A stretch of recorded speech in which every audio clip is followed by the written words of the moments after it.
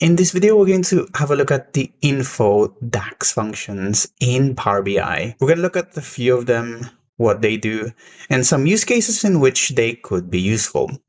All of that and more. So without further ado, let's get started.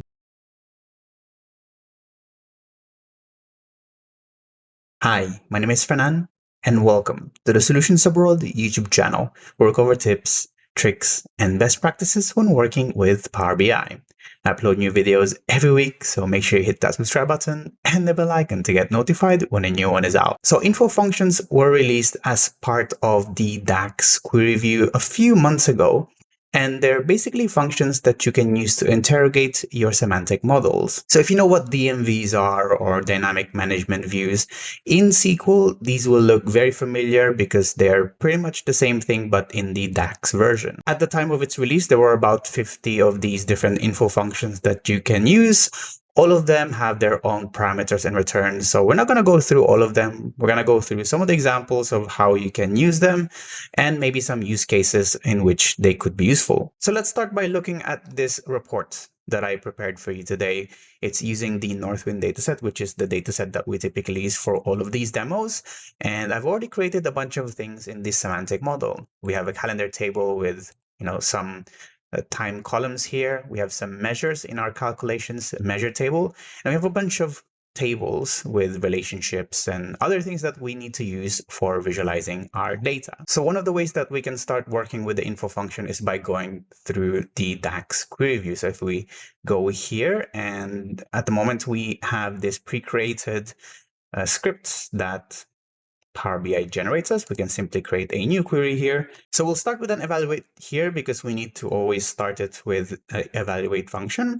And then we'll start typing our info dots. So from here, the IntelliSense will give you some recommendations on what type of info functions you could use to preview or interrogate your semantic model.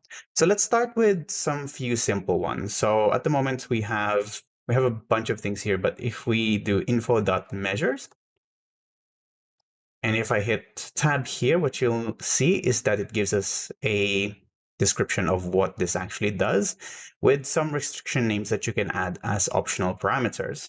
So for now, what we're going to do is we're going to just leave this blank. We're going to close it. And then we're going to run this query by either hitting run or hitting F5 from your keyboard. And as you can see, what it does is it generates a table here with all of the different information that we have regarding to all of the measures that we have in our semantic model. So at the moment, we only have two measures, so it's only showing 2 lines of data. And as you can see, as we scroll to the right, you will see that there are a bunch more very detailed information about all of these different measures. So their description, expression, format strings, and a bunch of other things that you might want to track or you might want to know in terms of the properties of these measures. So that's pretty simple, right? So let's have a look at another simple one. So instead of info.measures, let's look at info.columns, which, as the name suggests, simply just gives us information about all of the columns that we have in our semantic model. So if we hit F5 or run once again, like before, what it will do is it will just give us a preview of all of the different columns of data that we have, their description, and other things that are useful about this column. So far, it's all been pretty straightforward. The main benefit of having access to all of these info functions is the fact that we can use other DAX functions along with these info functions to create some really unique outputs. So for example, let's have a look at this output that we have from the info.columns info function. So as you can see, it gives us a bunch of different columns of information here that we might or might not need as our output. But let's say we want to modify the output of this table to only return us a couple of the columns here that we want to track. So let's say we want to track the name of the column, the description, or maybe the expression of this if there is one. So in this case, we can actually combine this info function with other DAX functions that we would normally use. So in this case, one function comes to mind is the select columns function. So if we go and start select columns here, and we write the info.columns function that we have here as our table, And then now we define what the columns and the row data is of our new table that we're creating. So in this case, we want to get the explicit name as our name. So for example, we're going to start with a name here, and then the expression would be explicit name. Super simple. Next is the description. So we're just going to name this one description. And then we're going to refer to the description in the columns table. And then lastly, we'll try to get the expression, which I should be able to find right here. So now if we hit run here in the results pane at the bottom, as you can see, it gives us just those columns that we wanted to take. It gives us the list of all the columns that we have in our data model, any descriptions that you have set or applied on any of these columns, as well as the expression if there is any DAX calculations being applied to create these columns, or in this case, calculated columns. One of the main reasons that you might want to modify the output of these tables is maybe you want to copy and paste it to somewhere externally, like an Excel, to track all of the measures or columns that you have in your semantic model, which in some ways can simplify how you document your kind of DAX columns and measures. However, unfortunately, with the info functions, you can't actually put them as part of a calculated tables or measures, which is actually a real shame because this would have been a really powerful tool to kind of dynamically create documentations for your semantic model. So what do I mean by that? So at the moment, we're previewing it in DAX Query View, which is actually the only place that you can preview info functions. But if you try to copy the selected columns from here, so let's go to the table view here and let's create a new table. So this will be a calculated table, which let's try to write documentation. So this would be typically a calculated table.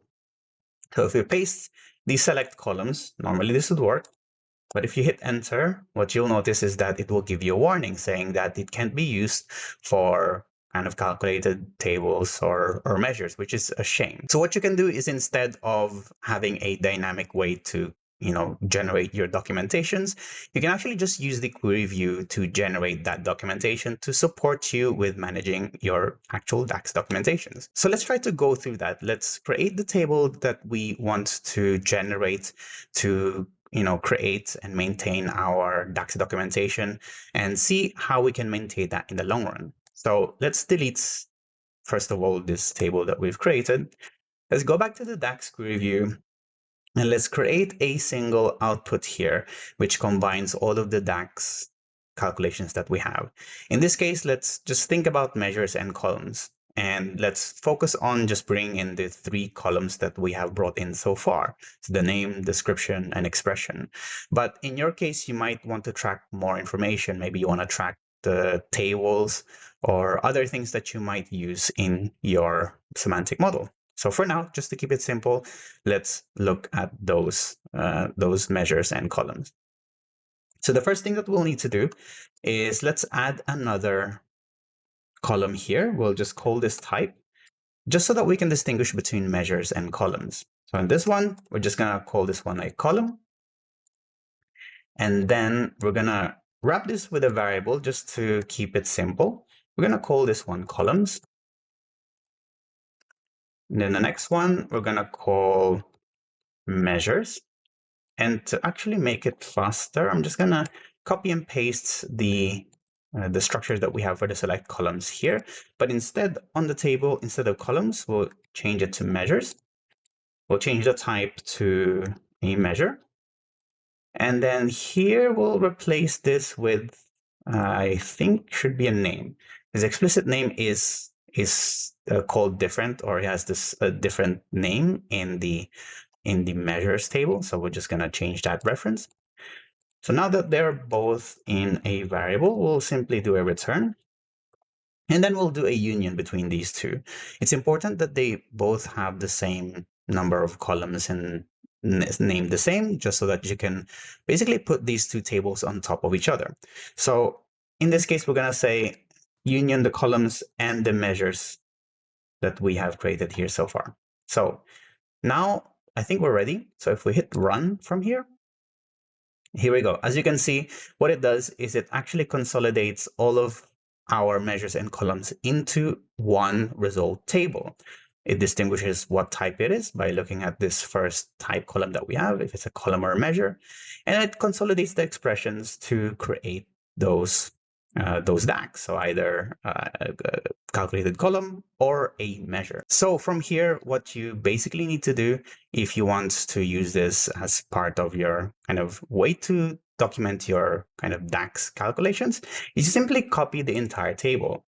And then from here, either you paste it in your Power BI report, or you can paste it in Excel, for example, to consolidate all of them. So as you can see here, we have all of our various columns and measures neatly created for us. And the benefit of generating your queries like this is that the queries actually get saved with your Power BI reports. So in the future, if you decide to add new measures or new calculated columns, you simply just need to hit run on this query that you have saved in your semantic model, copy and paste it into your DAX documentation. The only thing, unfortunately, as I said, that you can't do is have a dynamic DAX documentation where the documentation just simply updates as you add new measures and columns with a click of a button. Now, documentation is something that I actually covered in a separate video a while ago, and I've kind of already solved this problem of automatically updating it. So if you want to learn more about documentation and how you can automate this, I did cover it in a separate video, so go check it out if you haven't yet. And that's really it for this video. I know we only covered 2 of the kind of info functions that were released, but I hope this video has given you some ideas on how you can use them. Thanks for watching. As usual, give this video a like if you found it useful. Give it a dislike if you didn't, so I know to do better for next time. Ask your questions in the comment section box below so I can help you and you can help others. If you like this video, we have a Patreon page where you can support the channel and get exclusive perks like early access, demo files, and credits at the end of these videos. Thanks again for watching and see you in the next one. Bye-bye.